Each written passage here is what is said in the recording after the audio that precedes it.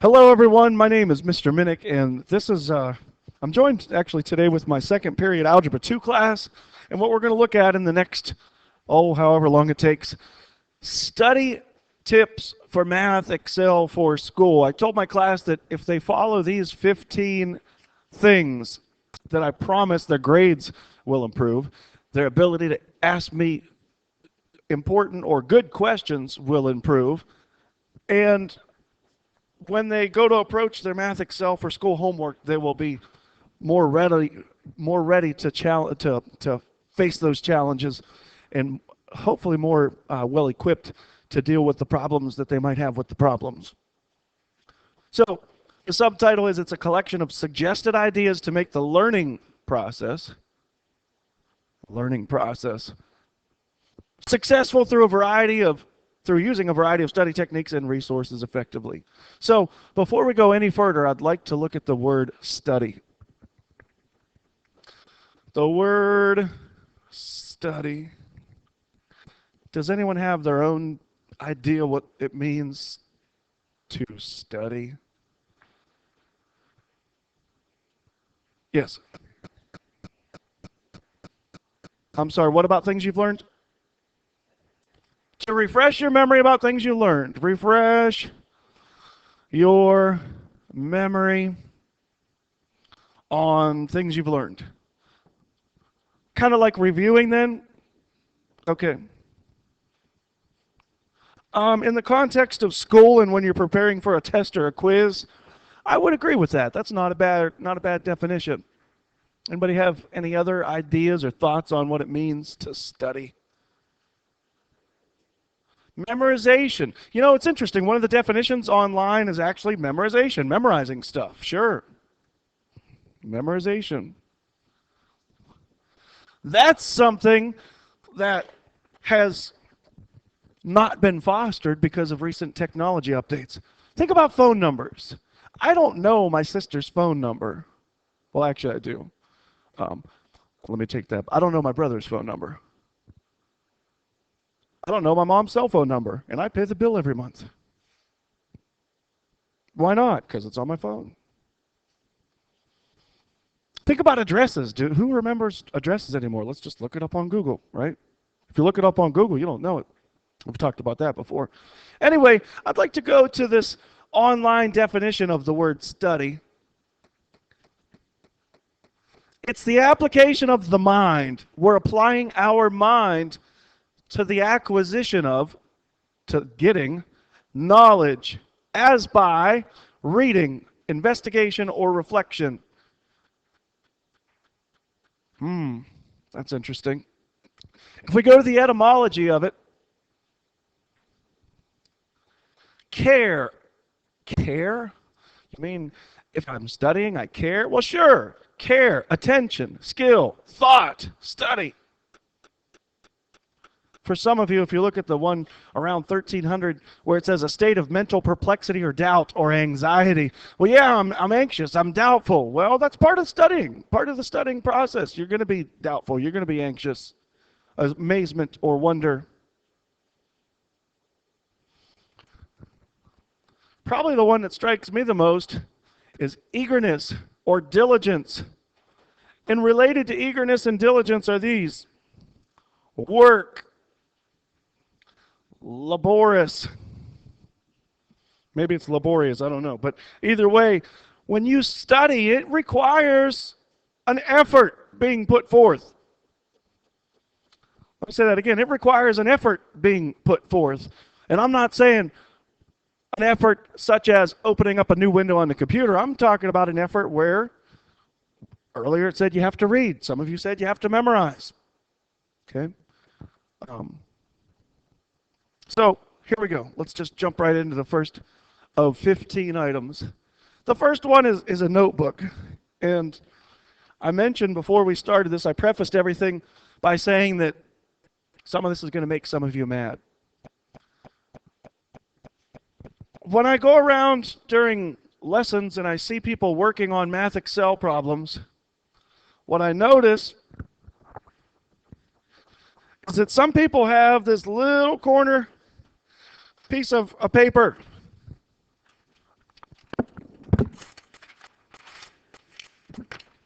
People are trying to solve a problem for mathexcelforschool.com, and that problem has the quadratic formula on it. Let me see if I can open up my, let me see if I can open this up. Get my webcam going here. Here we go.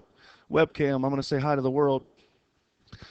The quadratic formula, let's solve that using this piece of paper right here. Let's solve that on that, right? No, let's not solve that on that. Get a notebook. There's nothing wrong with using a notebook. Early on in the year, somebody said, I miss the days we used to get to use pencil paper. Guess what? You still get to use pencil and paper. You're allowed to use pencil and paper. It's okay to write things down. So get a notebook. Use it. Have it with you when using mathexcelforschool.com. There's 2 students in my one class who sit in the back of the classroom, and I always think they're playing with their cell phone under their desk. They have their netbook in front of them, and then they have their notebook in front of the netbook, and then they have another notebook on their lap, and they're writing things down. And that's okay. And those students get A's. Why? Because they do a lot of these 15 things. They get a notebook, and they do a lot of these things. It's okay to write things down. I said I would hurt some people's feelings. I see people writing problems down in their planner for school. That little agenda planner. I know people that don't have one because of MathXL. I've got a stack of paper over there for you to use. Get a notebook. Notebooks are 97 cents. If you don't have 97 cents to buy you a notebook, I'll buy you a notebook. Okay? But get one. Use it. We doing all right so far? Does it make sense? Okay. Well, there's 14 more. The next one is to take notes on days where we have lessons. The format of the class is usually one day with the netbooks, one day with the lesson, one day with the netbooks, one day with the lesson. On those days where we have a quote-unquote lesson, you should take notes. I told the other class in my 12 years of educating students in math, maybe it's been more than 12, I don't know. It doesn't really matter how long I've been at it. It's been at least 10 years. But I know the things that are important that students should be writing down in their notes. If you're not sure what exactly to write down, ask me. I'll tell you. Hey, write down this formula, write down this example. I'll tell you exactly what you should write down, what should be highlighted. Take notes, and you'll see why in a few minutes, why it's important to take notes. I also told the other class something that's going to be surprising to some of you. So you might say to yourself, well, why should I take notes? We don't get points for them. I'm going to go out on a limb on this, and I told the other class the same thing I'll tell you. If you come up to me and you show me your notebook and say, Mr. Minnick, since the beginning of class, I've taken notes on chapter 1, 2, 3, and you show me your notebook, that tells me, you know what, this student gives a crap. At the end of the 9 weeks, when I look at that student's grade, if I see a 78 or a 79%, and I see them with that notebook that's detailed, that's organized, that has every bit of notes in it from the beginning to now, I take that kind of stuff into consideration. And I'm more likely to, when I consider that student's grade, it's a 78. Let's see, well, how far away is that from a B? Well, it's not that far. So is there anything that I can do to help that student along the way? Those are the kind of things. There's a little bit of gray area when it comes to grades that I can make a judgment call on. Can you read between the lines where I'm going with that? Okay. The weirdest thing happens, and I'm not going to pick on anybody, I'm not going to single anybody out, I'm not going to name names, but there's one student in particular. I asked the student, I said, do you have notes on this? And the student said, well, yeah. And the student opened up the notebook to about 3/4 of the way into the notebook, okay? We were on chapter 4, section 3. And I said, okay, do you have notes from 4.1? Said, yeah, wait a minute. And went back, and they were at the beginning of the notebook. I said, okay, do you have notes on 4.4? And they were at the end. It was the weirdest thing. The notes were in no kind of sequence at all. To me, if you're going to take notes on page 1, it's whatever the first notes are, and then page 2. I don't know. So when you take notes, put them in some kind of logical sequence. Date them. Put headings on them. What chapter it is. What section it is. Okay? It's definitely going to make things a lot easier in the long run. All right. So we're 2/15 of the way done with this. By a show of hands, who takes notes regularly? Good. Nice. Awesome. Good. So I said some of this stuff's going to hurt your feelings. Some of the stuff's going to make you feel. I don't want you to feel bad. I want you to feel empowered. I want you to know what to do with all this stuff. Okay? After a lesson,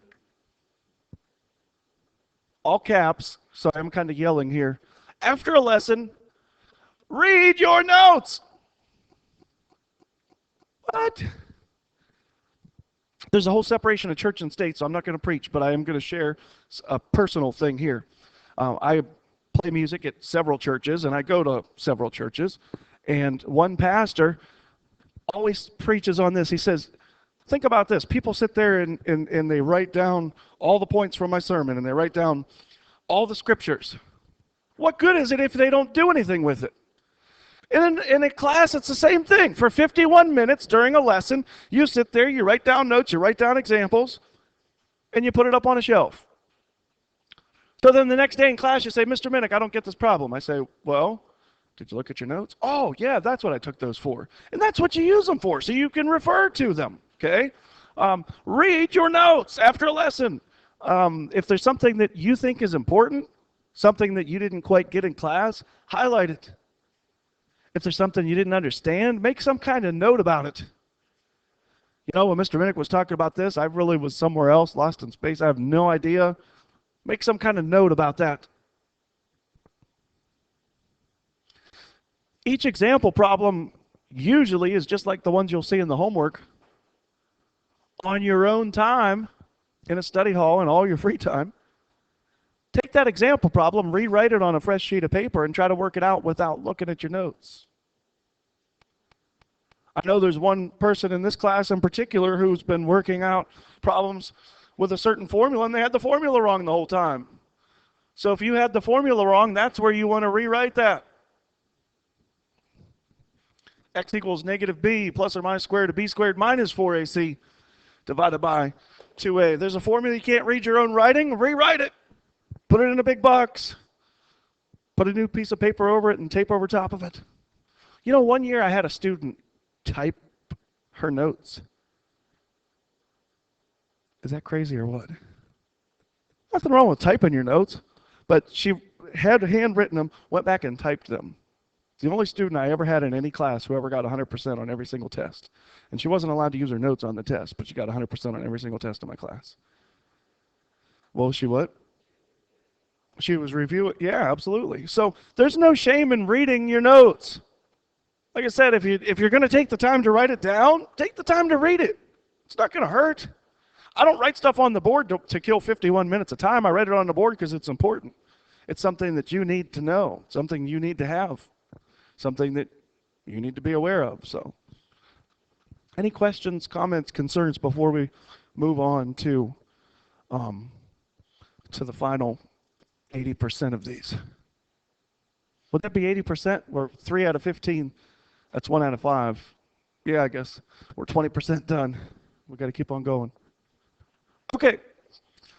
The fourth item up for bids. Ask questions. I've tried a little silly exercise where I tried to read people's minds, and I failed epically.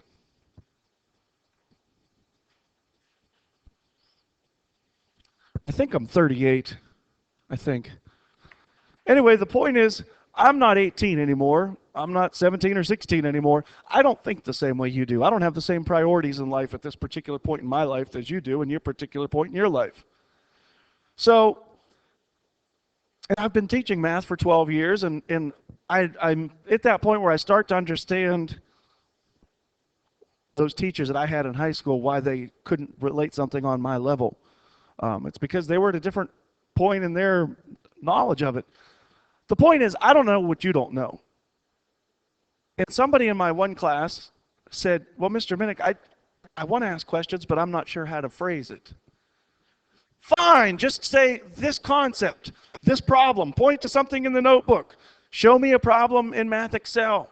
Okay? You don't have to be well spoken and give me a textbook question. Just point to the problem and say this problem right here. Not sure. Okay? But please ask questions, whether it's during homework time, during the lesson, ask questions. That's why they pay me the big bucks. When I worked at Radio Shack, I loved it. Our slogan was, "Thank you for calling Radio Shack. You've got questions, we've got answers." So from early on, I'm used to answering questions. So be sure to ask questions. Okay? All right. Well, Math Excel, I was amazed at what percentage of students in my first period class actually do this. And I am going to give a shout out to my first period class. Most of the time, most of the people in that class get the homework done in the allotted class time. And I don't mind when people ask me questions, but what they're doing is they're doing the view and example. And a lot of times just using the view and example is enough to figure out a problem in Math Excel.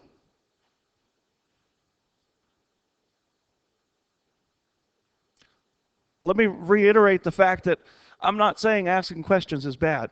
What frustrates me is in a class of 15 to 25 people, when someone asks me a question about, well, Mr. Minnick, how do I factor that? First of all, did you look at your notes? Okay. Second of all, did you look at the view and example? I don't mind answering someone's question, but that particular item there, that's supposed to be a 6. The 6 kind of looks like a G. That particular item, if you look at a view and example, the view and example is going to show you that that's a perfect square trinomial, and they're going to say it factors into a binomial squared. Let's look at a view and example. Let's look at one. So here's this homework, this potpourri assignment that you're going to be doing, and here's a problem from that. Okay, write the equation of the line in slope-intercept form. It tells you what the slope is. It tells you what the y-intercept is. Maybe you don't know how to do this one. So you view an example. And the view and example is kind of cool because it shows you step by step. Okay, here's this form, y equals mx plus b. Continue. They tell you the slope and they tell you the b. So you just write it like that. And then that's it. Okay? That's probably enough for, I would say, 99% of people in the world to figure that particular problem out. Maybe not so on others, but usually just that view and example. I'm tripping. Almost just a face plant. So usually that's enough to figure things out. By a show of hands, who does use that view and example? Good, good. I'm glad that you are familiar with that. For the record, does anybody know what that trinomial factors into? What do we got? X plus 3 and x plus 3 or x plus 3 quantity squared. Yes, you got it. Good. Okay. So that gets us through 1/3 of these tips. Okay. So again, just to kind of recap everything, just because it's on the computer, we're allowed to use notebooks. It's a good idea to take notes. It's a better idea to read them after you've taken them. Ask questions and use the view and example in Math Excel. Some of you probably already do 4 of those 5. If you don't do that 4th thing, that 5th thing out of the 5, if you start doing that, I promise you, when you go to do the homework, you will be so much more well-equipped to do the homework. Here's what happens. If I could just go off on, it's on topic, but just go off on a tangent for a second. Here's what happens. We have a lesson at 9 o'clock in the morning, right? So then what? Then you go to another class for 51 minutes. And then you go to another class for 51 minutes. And then you go and eat. And then you go to another class for 51 minutes. And then you go to another class for 51 minutes. And then you go to another class for 51 minutes. And then you go to practice. And then you go home and play GTA for 7 hours. And then you wake up and say, oh no, I need a ride. And then you come to school and you go to class for 51 minutes. And then you say, it's been 24 hours since I've seen this stuff. I have no idea what to do. I'll ask Mr. Minnick. No, whip out your notebook, scan it over, look at it, and then try it. I promise you, if you do that, you'll be more prepared for it than if you don't look over your notebook. Okay. I am going to face plant on this microphone cord before that's all said and done. The TI graphing calculators. I need to make something as clear as I possibly can.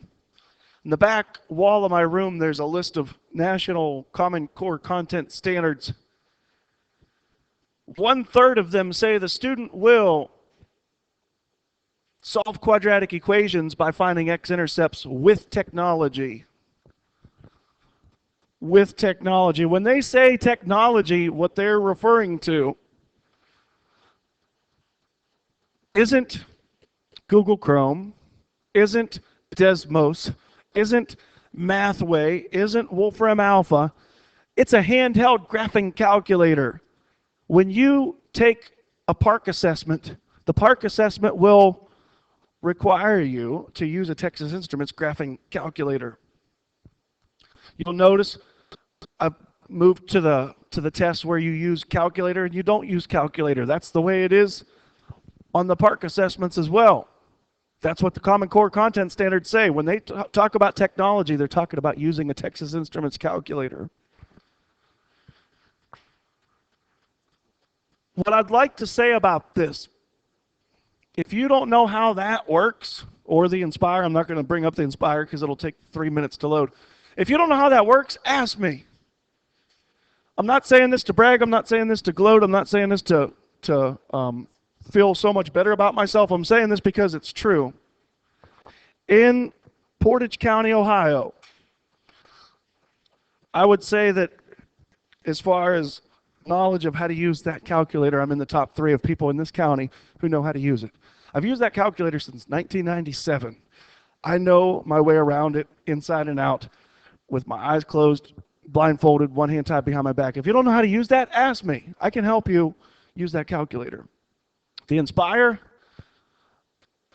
I know it, not super well, but I know it enough to help you with most of the stuff that you need to do on it. So if you have any of those questions about those calculators, please ask me. We doing all right so far? Good.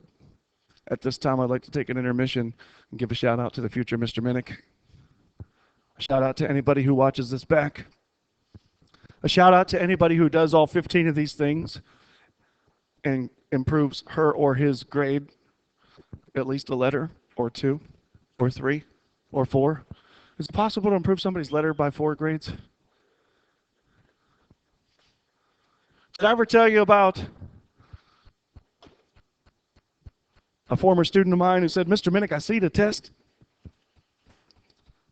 Ran into one of my students in the hallway and she said, Mr. Minnick, Mr. Minnick, Mr. Minnick, I see the test. I said, don't you mean you saw it? And she said, no, I seen it. I said, don't you mean you saw it? She said, no, I see the test. I said, I don't understand. She said, I got a 75, I seen it. Oh. Well, what if you had gotten an 85? Well, then I would have beat it. You would have been the test. You're pretty funny, Mr. Minnick. Okay, what if you got a 90? Well, then I would have ate the test, but it wouldn't have tasted very good. What would have happened if you got a 40? Oh! Oh! Okay. Okay. Here we are. Did we do number 6?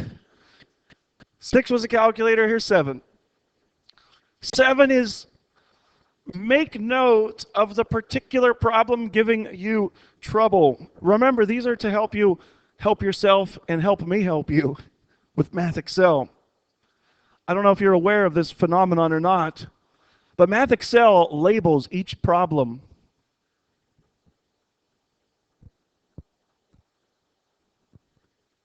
So that you can identify where it's at in the book, whether it's a A study plan. Well, the study plan will even tell you the chapter and the section, but this potpourri assignment coming up that my Algebra 2 classes will be doing.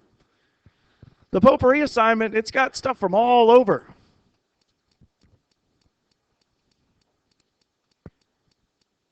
Sometimes homeworks have 15 problems in them, and each one is numbered. It's got some kind of index on it that tells you what chapter it's in, what section of the book it's in, and what the problem number is. Okay? So there's a problem that goes like this. They give you a point and another point, and they want you to write y equals something times stuff, and then something else. And you have no idea how to do it. Well, you could say, Mr. Minnick, it's problem 4.2.78. And just to show you what I'm talking about here we go. Let's go to this potpourri assignment right here. This potpourri assignment, hey, that's something new. That's something from Chapter 5, Section 1, Problem 1. And it's about polynomials. Okay? So if you're not sure what I'm talking about, in the upper right of the corner of the problem up there is the problem number. Everybody see that? I don't know if you've ever noticed that or not, but it's kind of helpful. Okay. Well, we're about halfway done. Here we go. Show a friend how to solve a problem. You know what I miss is show and tell. Remember back in kindergarten when they had show and tell? I'll never forget my friend Mike Schaefer brought in a Grasshopper radio control car in 5th grade for show and tell. And somebody accidentally turned it on. And I don't know if you've ever seen a scale, a hobby level RC car in action, but they can do some damage. It tore up some desks and hit people in the ankles. It was pretty ugly, actually. But if you get something, I don't have a problem with you helping your peers. What I do have a problem with is if you don't actually get something. I've said before, there's more than one way to the Eastwood Mall, and sometimes we arrive at the right answer the wrong way. But if you really get something and you understand the concepts, please, by all means. I'm only one person, and some people don't like me, and I'm okay with that. Every year, and I told my other classes, this happens. I'll say the same thing 15 times in a row. 15 times in a row. And somebody says, I don't get it. And so their friend says, oh, well, this is what you do. And they say it the exact same way I said it, step by step. Oh, yeah, that makes so much sense. Mr. Minnick's an idiot. He doesn't know what he's talking about. But when you explain it to me, I get it. Even though they said the exact same thing I did. That happens. It's a true phenomenon. My sister, when she got her picture taken for school pictures, sometimes she'd be mad, sometimes she'd be smiling. When it was a male photographer, she looked like she was about to hurt somebody, like break out a 55-gallon drum of you-know-what on somebody. She just didn't like men. And there's some of you that don't like me, and I'm okay with that. So if you need your friend to explain it to you, just don't do that in the middle of a lesson, okay? But that's fine. I get that. I really do. It's a genuine phenomenon. Some people, when I say it, they just la, la, la, la, la, la, la. He's an idiot. He doesn't know what he's talking about.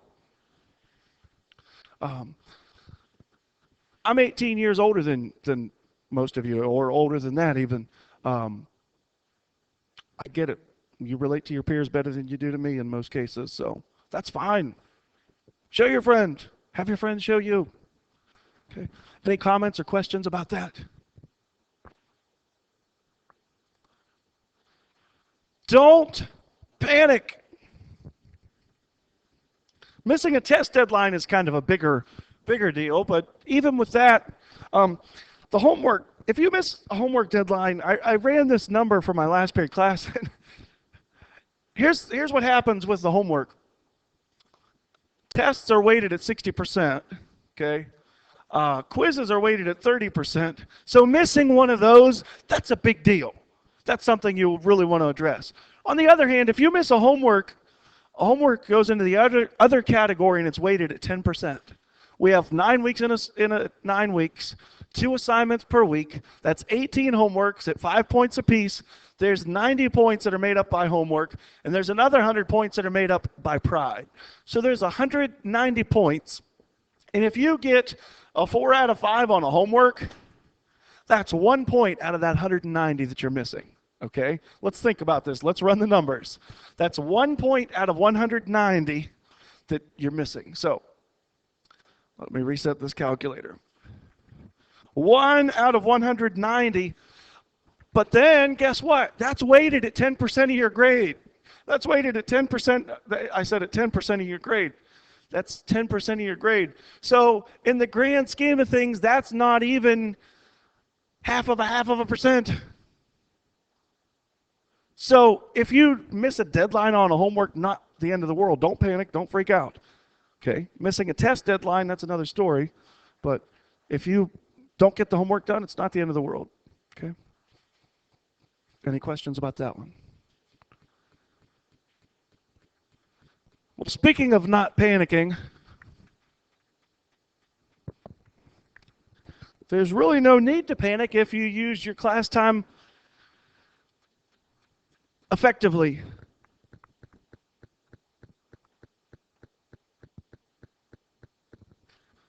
I'm not going to single out any class in this, although I could. I don't do every single homework, but I do try several of them. And I know that I've been educating people in Algebra 2 for years now. But I will back this up all day. If I can work the entire assignment out in 5 minutes, there's no reason for people not to finish in the 51 minutes allocated to them. But what about Math Excel? Okay, so Math Excel freezes up and it takes you an extra 3 minutes. Fine. But what about loading up the netbooks? Fine. The netbooks take 2 minutes to boot and they take 2 minutes to shut down if you shut them down the right way. But the internet is sketchy half the time. Either way, if you're using your class time effectively, in most instances, there's no excuse to not finish the assignments in time. Here's what bothers me. With 15 minutes left, people are putting their netbooks away. Are you done with the assignment? Well, no, I was going to do it at home. So the next day, how come you didn't get the assignment done? Oh, well, my internet was broke.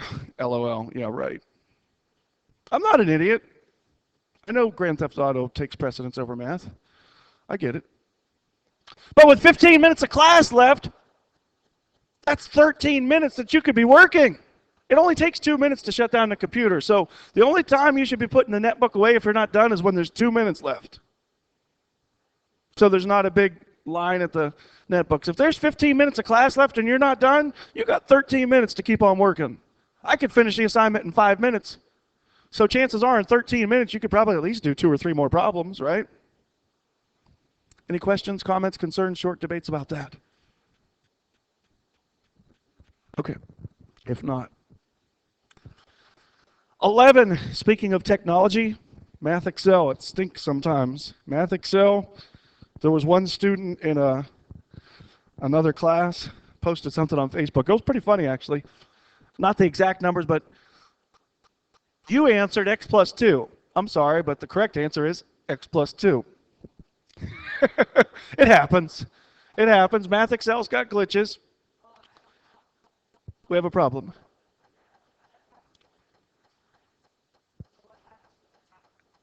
So if it happens in a test, email me or let me know about that problem, and I will go back and make an adjustment. You won't know, but I can go back and adjust the score in the test. Yeah, and I do look over the test. So like when you review the test and you had the answer right, just tell me about it and I could go in and adjust the score. Good question about that. Hopefully next year with the, they're going to be upgrading the system and the technology will be a little bit better. Okay. So we're 11 of 15 of these. I told you some of this is going to make you mad, some of this is going to hurt your feelings. So if I stopped right now, I might not hurt some people's feelings, but this next one might hurt your feelings. It's not intended to hurt your feelings. It's intended to get real with you.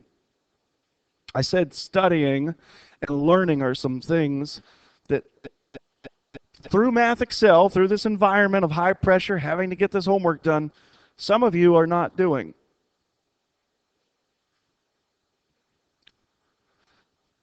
Resources are way abundant nowadays. When I was in school, and I'm not saying I had it bad, but when I was in school, the only resource we had was our teacher, the book, and our notes.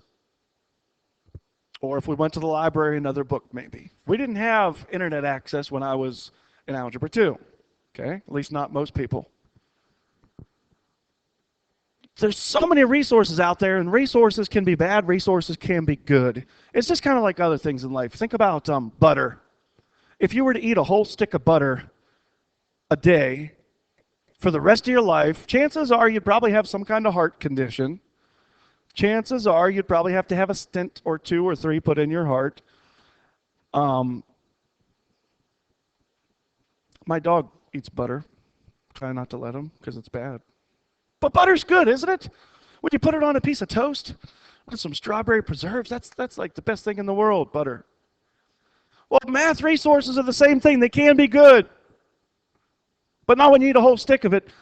I'm not saying Wolfram Alpha is bad. I'm not saying Purple Math is bad. I'm not saying Mathway is bad. I'm not saying Desmos is bad. All those things are good. What I am saying is if you're trying to get the answer, you should not use those as a first resort, okay? That's the last thing you should be doing.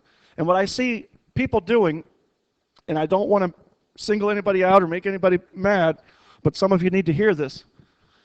I see people opening up an incognito window and opening up Mathway and putting the problem in and getting the answer and getting it done. And the same people will take a 50-point pencil paper quiz and get a 2 on it. I'm not an idiot. I know why they're getting a 2 on it, because they're using those as a first resource, as a first resort, just to get the answer, just to get it done. Well, if you're using it just to get the answer, just to get it done, you're not learning anything. You're not doing yourself any favors. If you spend 5 minutes on a problem and you can't figure it out, and you looked at your notes and you can't figure it out, and you did the viewing example and you can't figure it out, and you asked your best friend who understands it, who's getting a better grade than you in the class, and you still don't get it, that's when you look. Not before you even try the problem.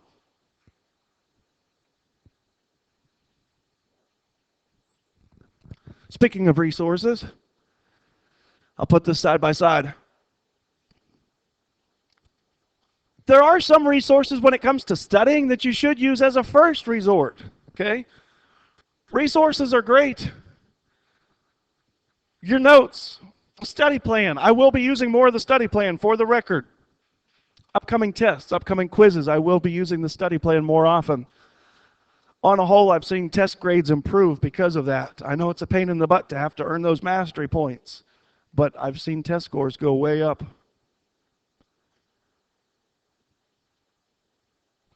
CUDA software, what's that? Well, if there's a particular concept or idea that you want to study for and you don't have study problems, you don't have homework problems, you can go there. They're worksheets, they're PDF files that have the answers at the end. Not right away. If anyone wants a hard copy of the book, I have 28 copies of it in my closet. YouTube, Khan Academy. Me, Mr. Engelhardt, Mr. Camuso, Mrs. Carlson. That one science teacher in the building who likes to talk in the third person.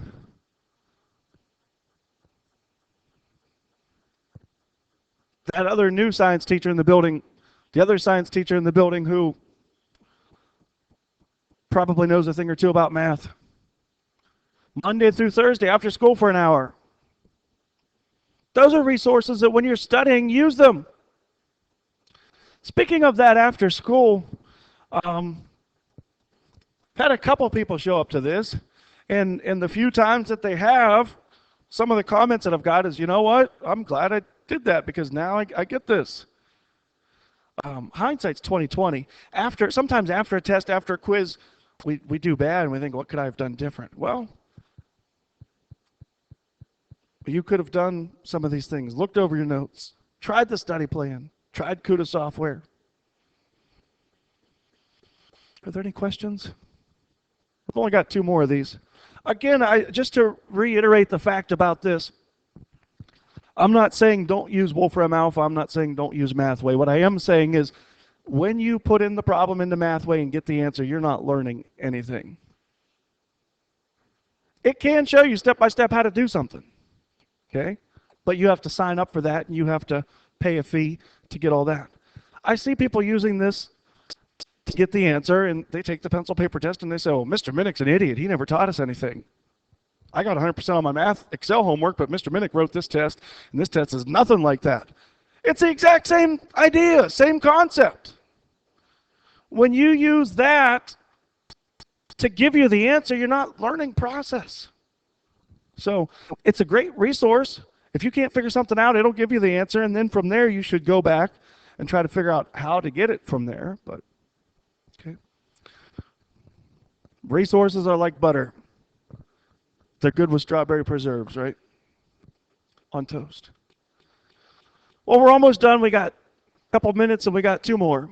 Oh my gosh. He waited all the way to number 14 for this one. Study tips. Actually study. Imagine that. It took to number 14 of 15 study tips to get to studying. My high school English teacher always used to say, studying is the only way. There is no other way. For every 1 hour of class in school, you should study at least 1 hour outside of school. The 300 level, the 400 level, that's a junior level class, a senior level class. Even for the students who quote unquote get it, if they want to stay on top of their game, or for the students that don't get it, sometimes they might actually have to study a little bit more. 1 hour minimum for every hour of class time is what it takes outside. At parent-teacher conferences, I had parents come in to me and say, well, my child is spending an hour a night doing your homework. Well, yeah, that's fine. That's what they're supposed to be doing. When do they get to college? When do they get to college? I was gifted when I was a student. I got great grades. I'm not saying that to brag. I'm saying that to share a story. When I got to college, I had to study 3 hours a night for my math class, for my psychology class, for my world religions class.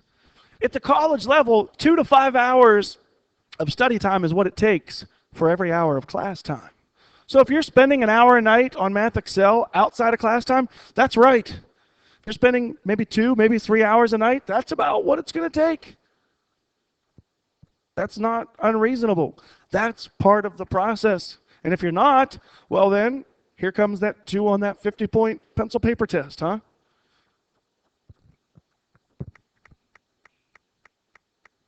All right. Well, we got one more. I'm kind of anxious to see what this last one is. I forget. Oh!